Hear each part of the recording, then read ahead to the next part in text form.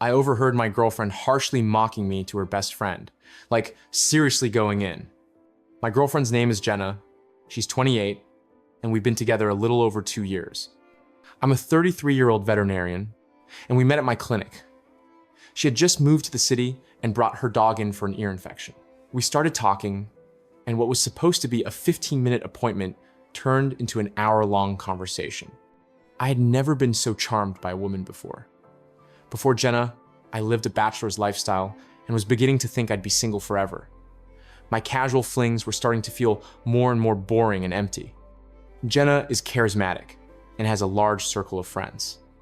Her best friend is a guy named Dylan, whom she has known for a long time.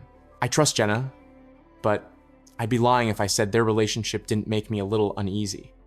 I don't get angry or fight about it. She reassured me that they've been friends all their lives and never had anything sexual between them. I'm confident enough to accept their friendship, and I even tried to befriend Dylan. He's visited our city 3 times. He's a cool guy, but I get the impression he doesn't like me much.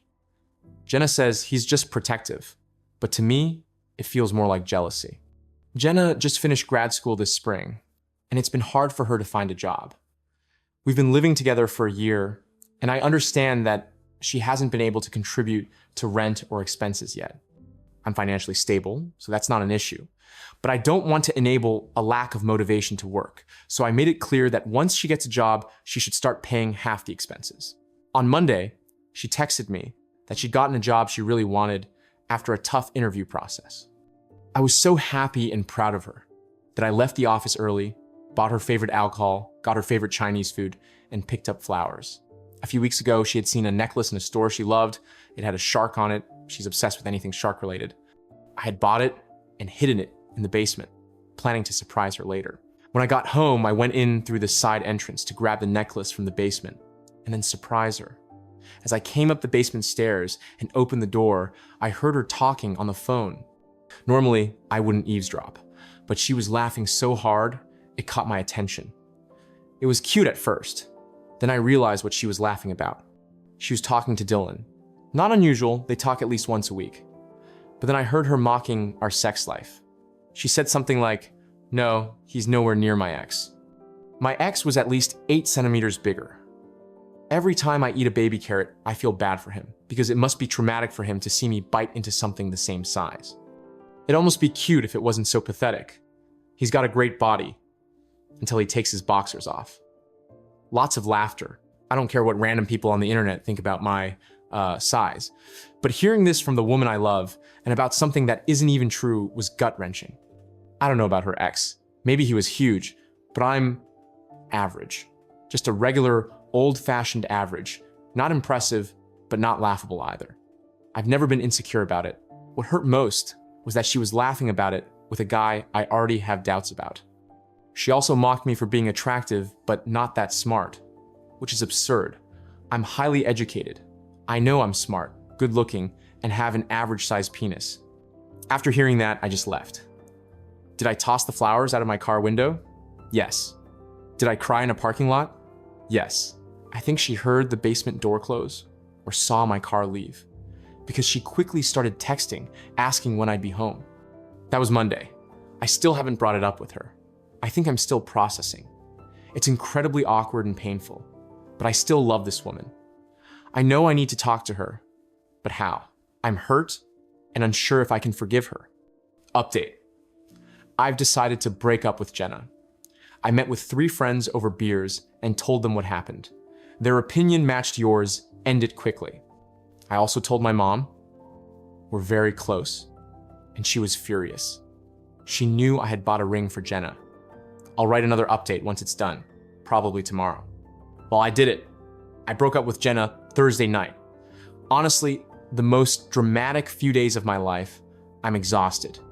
It wasn't pretty. On my friends' and family's advice, I chose to talk to her in public to avoid any false accusations. I thought about just packing her stuff and ending things without explanation, but after 2 years together, I decided to have a calm talk and hear her out. We went to a wine bar downtown with small curtain booths. Since Monday, Jenna had been acting like an angel, which made me think, A, she felt guilty, B, she thought I might have overheard, or see. She just noticed I was distant, but had no idea why. She dressed up and, despite everything, looked amazing. She was affectionate and made flirty comments about what she wanted to do with me later, hard to hear, given the circumstances. I'd rehearsed what to say. Once the wine came, I told her how much I loved her, that she was the only woman I'd ever felt such a deep connection with, that I'd considered marrying her, I didn't mention the ring, and that I'd pictured us having kids soon. She kept interrupting with, "Aw, that's so sweet," or saying she loved me. Then I looked her in the eye and asked why. If she loved me so much, she had mocked me so cruelly to Dylan. The look on her face gave me some satisfaction. As expected, she denied everything. She said Dylan knew how much she loved me and that she'd never make fun of me to him. I told her to stop because I'd come home early Monday and heard everything. Even then, she kept denying. It was frustrating, but I stayed calm and said we both knew she was lying and what she'd done was unforgivable, especially because it wasn't even true and was just to get a laugh at my expense. She still denied it, acting like I was crazy. She insisted she'd never complained about my size, that she was happy with our sex life, that she thought I was smart and caring. If I hadn't heard it myself, I'd have believed her Oscar-worthy performance. Some people asked if I was sure she was talking about me. Yes, she mentioned my name while comparing me to her ex. I told her I'd take her home so she could grab essentials and her dog. My brother and his wife would be there as witnesses. I'd pack the rest of her stuff later for her to collect. She was shocked. I was serious and begged me to reconsider, saying she wanted to be with me forever, to have my kids, asking what she'd do now and where she'd sleep. I said that wasn't my problem. She had plenty of friends. She started crying, saying she thought I was a good guy. I said I was. That's why I wasn't just throwing her stuff on the lawn. Then she admitted she didn't know why she'd said those things, but maybe it was because with Dylan, she could laugh about things that would otherwise make her cry, apparently. My penis. I told her she could go live with Dylan or her ex and his 9-inch Kraken. Her tears vanished instantly. Then she said I had a baby carrot dick and that I'd die alone. I told her dying alone was better than dying married to someone who didn't love or respect me. She started screaming, not words, just a loud, long scream, then ran out of the bar, calling me a disgusting pig. After paying the bill and apologizing to the staff, I found her outside, crying. I didn't want to leave her out in the cold, so I offered to drive her home to get her things on the condition she'd leave afterward. We rode in silence. At home, my brother's wife stayed inside with her while she packed, and my brother waited outside with me. She left calmly with a friend, and I got the house key back. That night, she bombarded me with texts, apologies, sadness, anger, then back to sadness.